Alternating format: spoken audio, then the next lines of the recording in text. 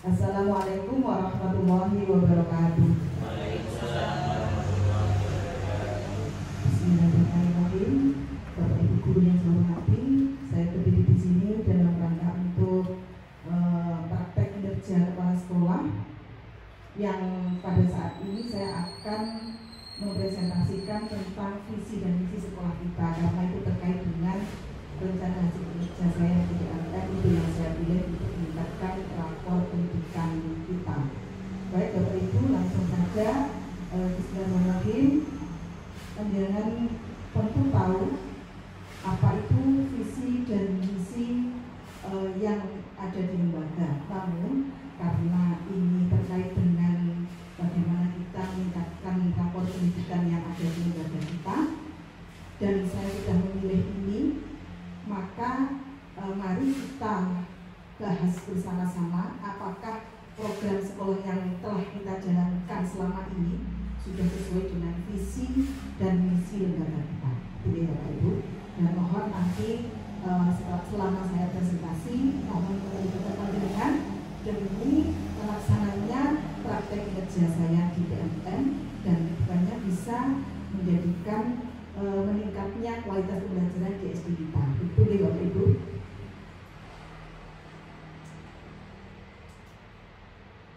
Nah, ini perlu kita bahas kembali apa itu visi sekolah, misi sekolah, tujuan sekolah, dan rapor pendidikan. Ada 3 elemen setidaknya yang akan saya ulas secara cepat di sini, yaitu yang pertama, visi sekolah adalah harapan dan cita-cita yang hendak diwujudkan oleh seluruh warga sekolah. Jadi harapan atau cita-cita besar kita adik kuningan itu. Kemudian untuk misi sekolah, bagaimana sebuah sekolah dapat mewujudkan cita-cita tersebut di masa depan. Atau bisa dikatakan misi itu adalah langkah-langkah untuk mencapai cita-cita tersebut. Kemudian diturunkan kepada tujuan sekolah. Apa itu tujuan sekolah? Sasaran yang spesifik dan terukur untuk mencapai cita-cita tersebut. Lalu yang keempat adalah rapor pendidikan. Sering kita dengar, kita gaungkan ya, rapor pendidikan kita menurun dan seterusnya. Nah, rapor pendidikan kita di sini sebagai alat evaluasi sampai di mana tujuan sekolah tercapai. Jadi 4 hal ini yang akan kita bahas pada saat ini. Baik, kita lanjutkan. Apa toh visi SDN Kuningan? Ini tentu Kuningan sudah tahu, namun mari kita ulangi lagi. Sudah sesuaikan program yang sudah kita jalankan. Visi kita terwujudnya peserta didik yang unggul dalam ilmu pengetahuan dan teknologi yang dilandasi iman dan takwa, berkebinekaan dan berbudaya lingkungan. Ini gambarannya ya, gambaran apa cita-cita kita secara umum seperti ini. Terwujudnya pekerjaan yang unggul dalam apa? Dalam ilmu pengetahuan dan teknologi yang dilandasi iman dan takwa, berkebinekaan dan berbudaya lingkungan. Nah, kalau kita baca seperti ini kan kita masih bingung bagaimana cara mencapainya. Nah, ini kita turunkan kepada misi. Langkah-langkah apa yang bisa memudahkan kita untuk mencapai tujuan tersebut, cita-cita tersebut. Yang pertama, menciptakan pembelajaran yang berbasis iptek. Kalau mendengar iptek, panjenengan tentu apa yang ada di pikiran panjenengan? Bisa saya minta pendapatnya, kalau pembelajaran berbasis iptek itu seperti apa, Bapak? Memanfaatkan teknologi. Memanfaatkan teknologi, misalnya dalam kelas kita menggunakan teknologi seperti apa penggunaannya, penerapannya? Penerapannya ya kita memanfaatkan aset yang ada, misalnya LCD atau laptop.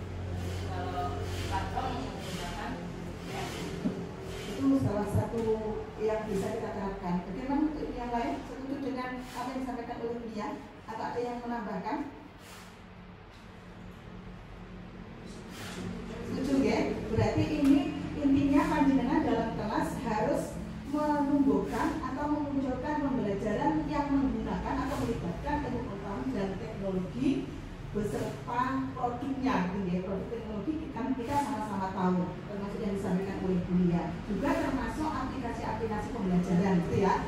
Misalnya pemanfaatan Google Google Classroom, pemanfaatan Google Form, pemanfaatan Canva dan kawan-kawan seperti itu. Dan tentu panjenengan sudah mampu itu. Kemudian yang kedua, ciptakan pembelajaran yang religius. Nah, ini sudah sesuatu yang tidak asing lagi di sekolah kita dengan program SSN-nya ya, dan ini alhamdulillah kita sudah menerapkannya seperti itu. Kemudian yang ketiga, menciptakan lingkungan belajar yang kondusif dan menghargai perbedaan. Nah, menghargai perbedaan ini panjenengan memahaminya seperti apa Bapak Ibu? Saya ingin tahu menurut kalian gimana? Pas nggak dengan pemikiran saya? Lingkungan belajarnya menghargai perbedaan. Maksudnya perbedaan di sini seperti apa? Kalau jangan saya langsung seperti ini, tapi panjenengan dulu. Apakah kita sepemahaman dengan lingkungan belajar yang kondusif dan menghargai perbedaan itu seperti apa?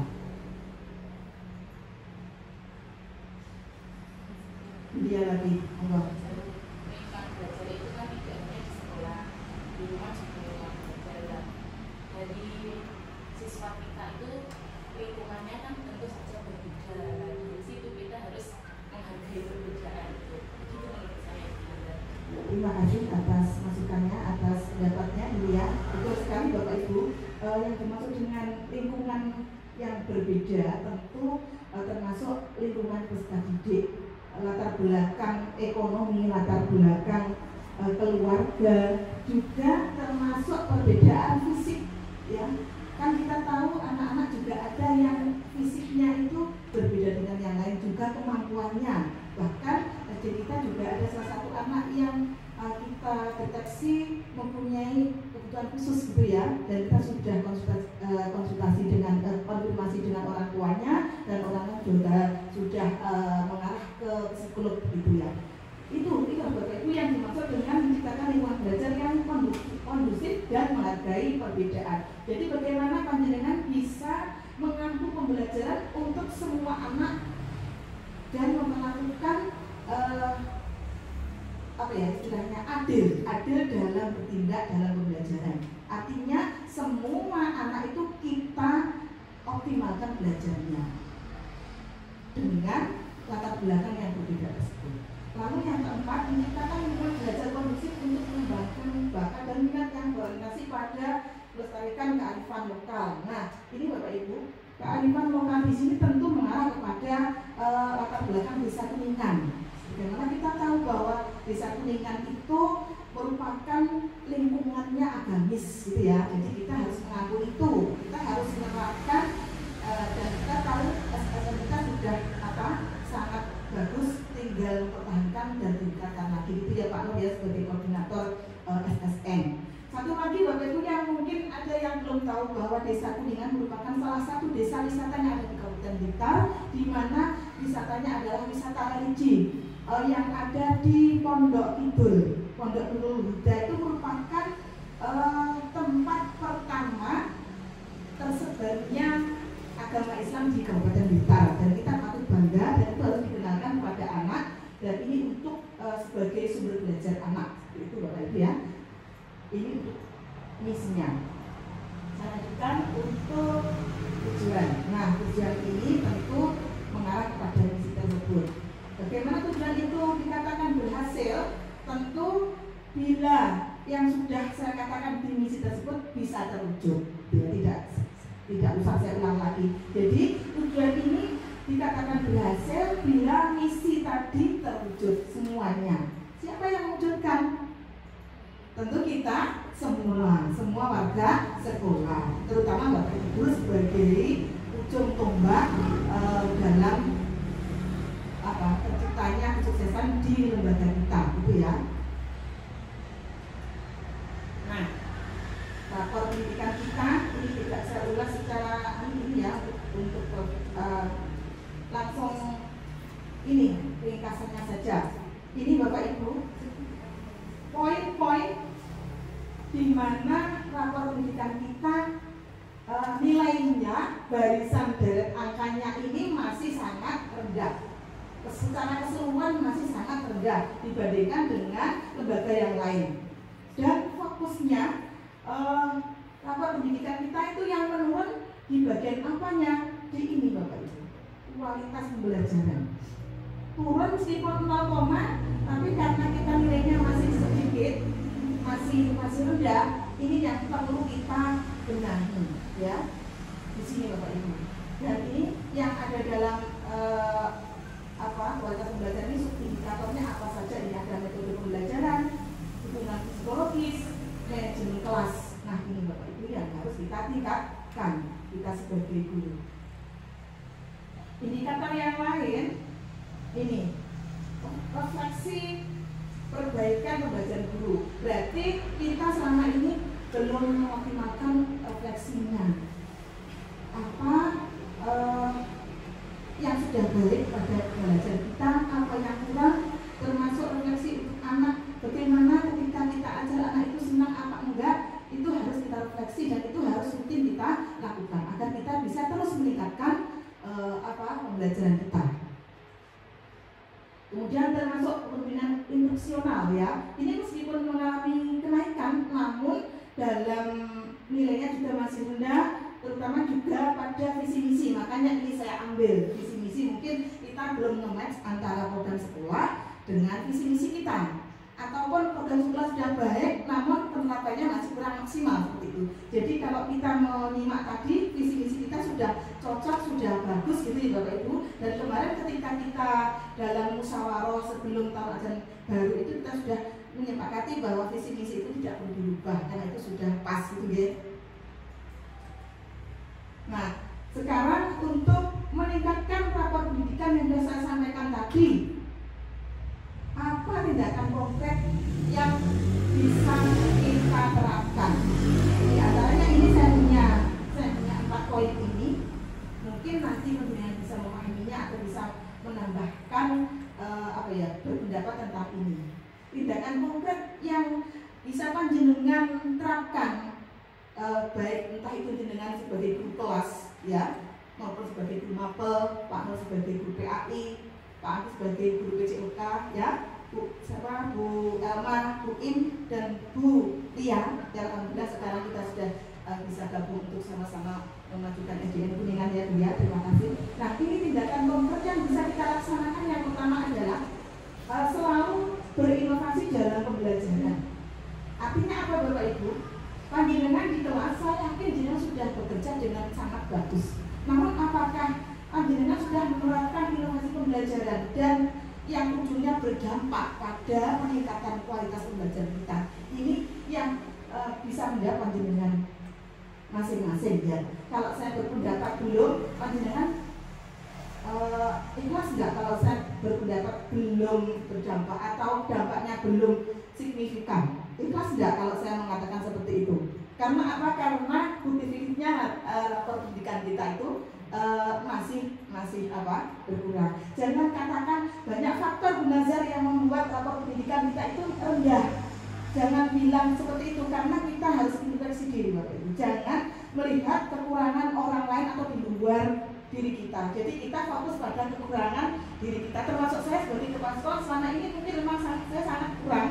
Artinya saya hanya mengatakan ini loh bagus, Pak Nur, ini loh bagus, tapi saya tidak selama ini belum mengadakan pemantauan secara tertulis.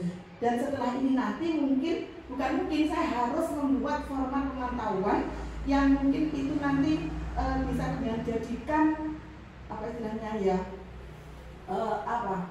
koreksi atau sebagai jenengan sudah melaksanakan program ini apa belum? Kalau cuma lesan, dia sudah berinteraksi belum di kelas? Sudah Bu. Nah, buktinya apa gitu ya? Jadi seperti itu, nanti saya akan membuat format pemantauan untuk semua program yang berjalan ampuh, betul ya? Ini untuk yang nomor 1 setuju ya, berinovasi dalam pembelajaran? Harus setuju ini ya.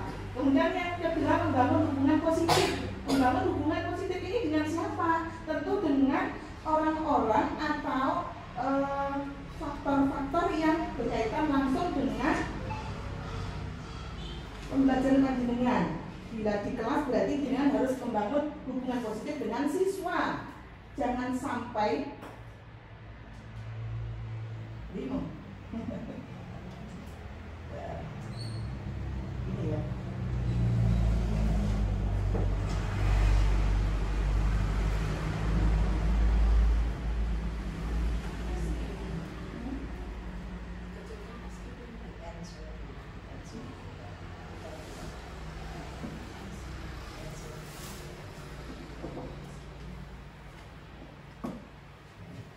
Oke, saya lanjutkan.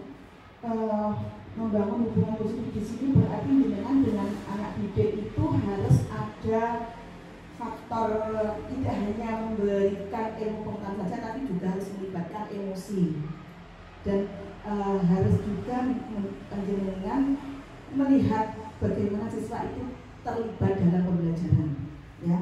Kemudian juga membangun hubungan positif dengan rekan sejawat, dengan kepala sekolah, bahkan juga dengan warga masyarakat termasuk wali murid. Karena itu saling berkaitan, saling berkesinambungan, saling mempengaruhi satu sama lain. Kemudian yang ketiga adalah kolaborasi dengan rekan sejawat. Nah, kita Bapak Ibu di sini itu adalah tim untuk bergerak memajukan IPM Kuningan.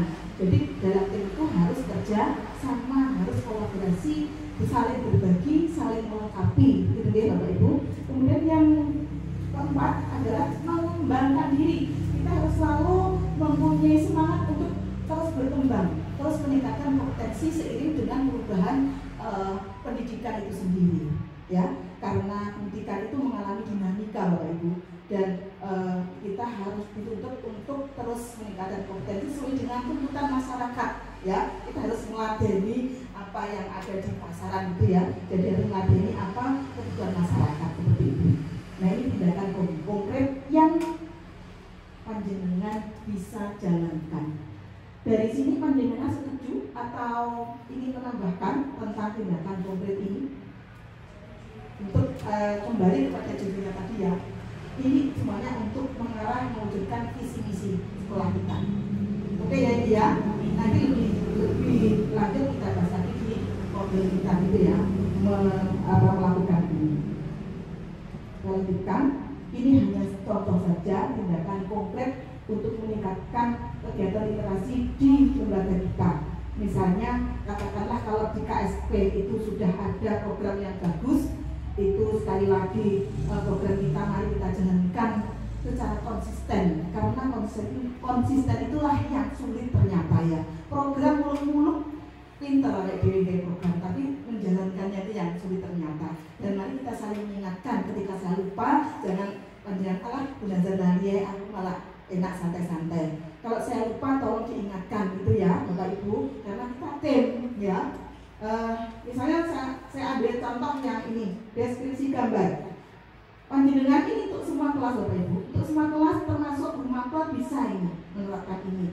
Ketika panjenengan di kelas, panjenengan bisa memberikan gambar kepada anak, atau bisa kalau nggak gambar itu anak disuruh memegang benda di sekitar anak, ya. Misalnya yang dekat dengan anak pensil atau apa itu, ya.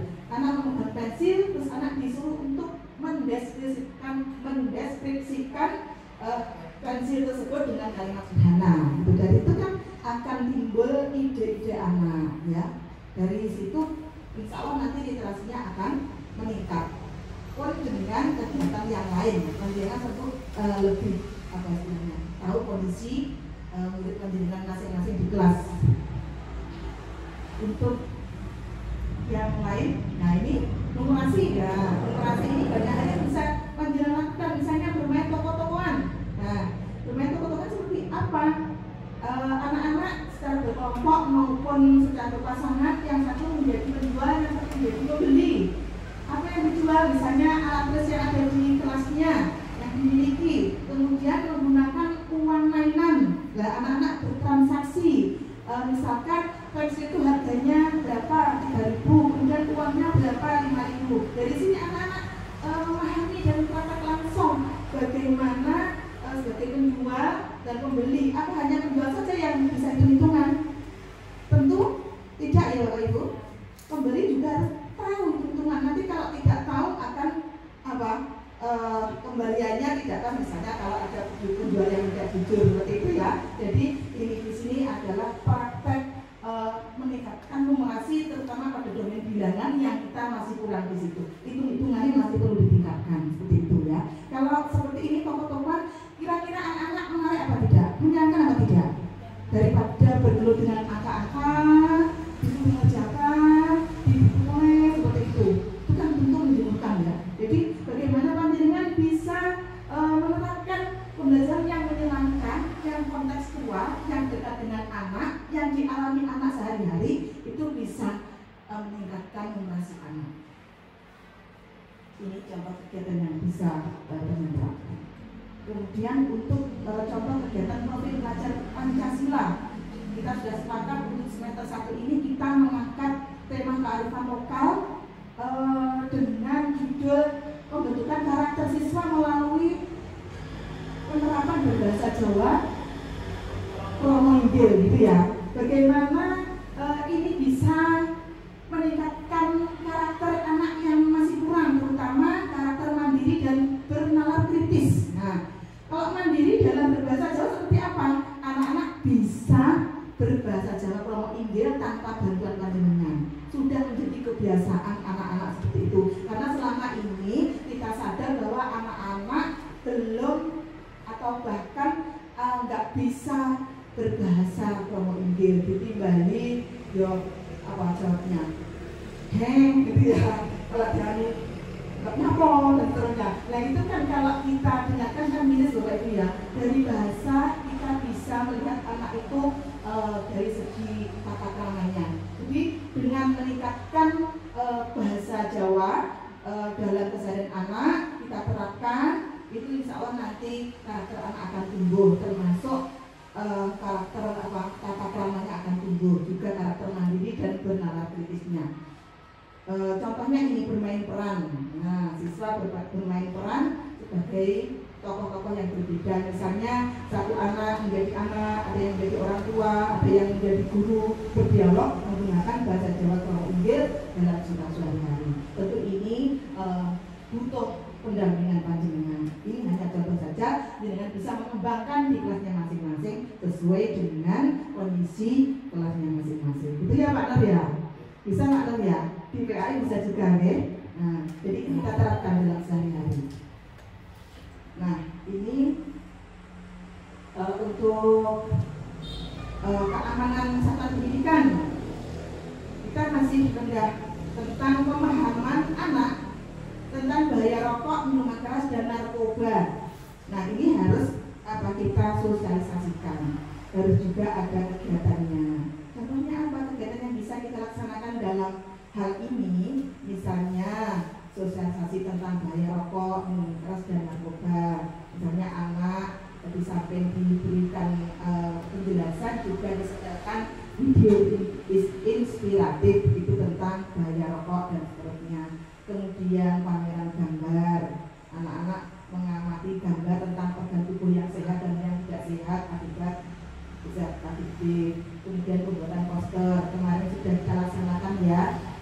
Jadi di samping itu juga dijelaskan pada anak agar anak mengenal, memahami, mengenal dan menjauhi rokok, minuman keras dan narkoba.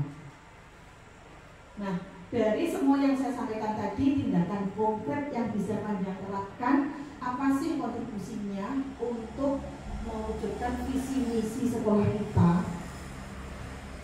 Dari ini jenengan bisa mempelajarinya atau jenengan bisa menyangkanya atau menambahnya atau menambahnya.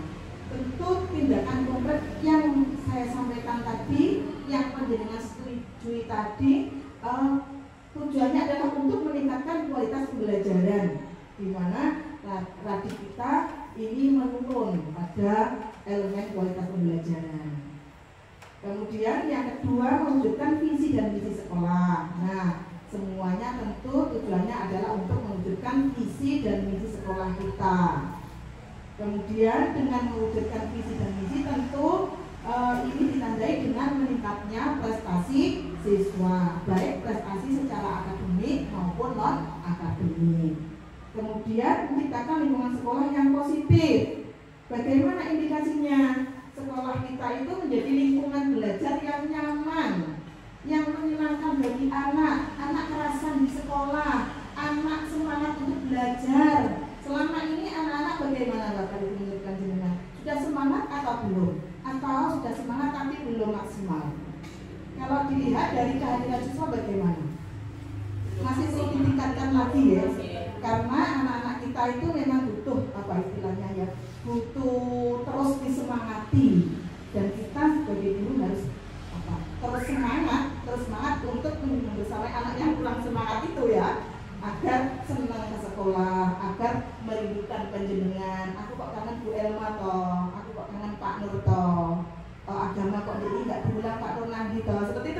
jadi kehadiran kita di nantikan anak, bukan sebaliknya senengannya jam kosong seperti itu ya. Jadi yang endingnya akan meningkatkan reputasi sekolah. Sekolah kita menjadi sekolah yang layak untuk dipilih wali murid, layak untuk masyarakat itu menyekolahkan anaknya di lembaga kita. Artinya setelah kita menjadi diminati oleh masyarakat seperti itu. Nah, ini yang kita butuhkan. Saya juga butuh kata-kata motivasi ini.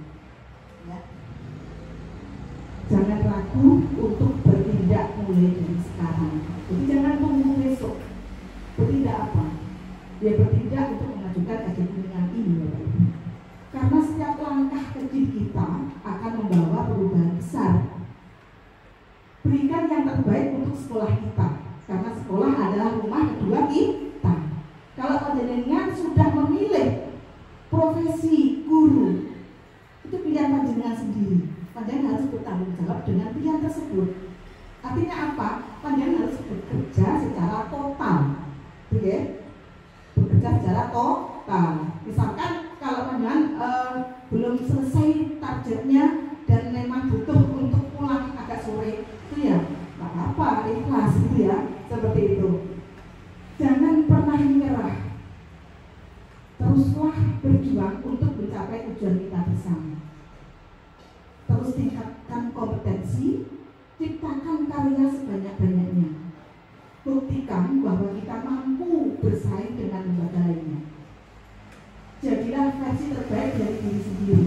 Artinya, dengan bisa mengukur aku jadi solo, aku jadi bisa berbuat lebih baik dari ini. Seperti kemarin kalau Mbak Emma juara harapan 3, tahun depan aku harus bisa menjadi 3 besar, dan setelah itu adalah kita yang bisa mengukur diri kita, ya. Maksimalkan prestasi yang bisa kita jalankan seperti itu. Dan jadilah kebanggaan sekolah kita. Laskar Pelangi pasti bisa. Ini mari kita bacakan, mari kita baca bersama-sama slogan SDN Kuningan, ya. Saya yang mengatakan SDN Kuningan maju, panjenengan yang saya mengatakan SDN Kuningan maju, panjenengan yang mandiri, aktif, jujur dan unggul, ya. SD Kuningan maju, mandiri, aktif, jujur dan unggul. SDN Kuningan keren, kreatif, energik, rajin, empati, dan nasionalis. Tepuk tangan kita semua. Yang terakhir, penutup ya, sebagai penutup yang saya sampaikan dari awal sampai akhir ini, visi, misi, tujuan, dan rapor pendidikan adalah 4 elemen penting dalam pendidikan yang saling berhubungan dan membantu mencapai kesuksesan bersama. Visi sekolah adalah gambaran besar tentang apa yang ingin dicapai dalam jangka panjang. Misi menjelaskan langkah-langkah konkret untuk mencapai visi tersebut. Tujuan sekolah berfokus pada pencapaian yang lebih spesifik dan dalam waktu yang lebih dekat. Sementara itu, rapor pendidikan memberikan umpan balik tentang kemajuan yang telah dicapai, membantu kita mengetahui apa yang sudah baik dan apa yang perlu diperbaiki. Dengan menggabungkan keempat elemen ini, kita bisa memastikan bahwa upaya kita terarah, terukur, dan efektif dalam mencapai visi sekolah serta meningkatkan kualitas pendidikan di SDN Kuningan, sekolah yang sama-sama kita cintai ini. Demikian Bapak Ibu presentasi dari saya, mudah-mudahan kita semakin paham, kita bersama-sama meningkatkan kualitas pembelajaran di SDN Kuningan ini dengan semangat bersama, dengan diiringi doa, mudah-mudahan tujuan kita bersama dikabulkan oleh Allah, kemudian menjadi SDN yang semakin diminati oleh masyarakat dan bisa menaikkan rapor pendidikan kita. Amin ya rabbal alamin. Mari kita tutup bersama dengan bacaan alhamdulillah. Alhamdulillah. Ada kekurangan Wassalamualaikum warahmatullahi wabarakatuh.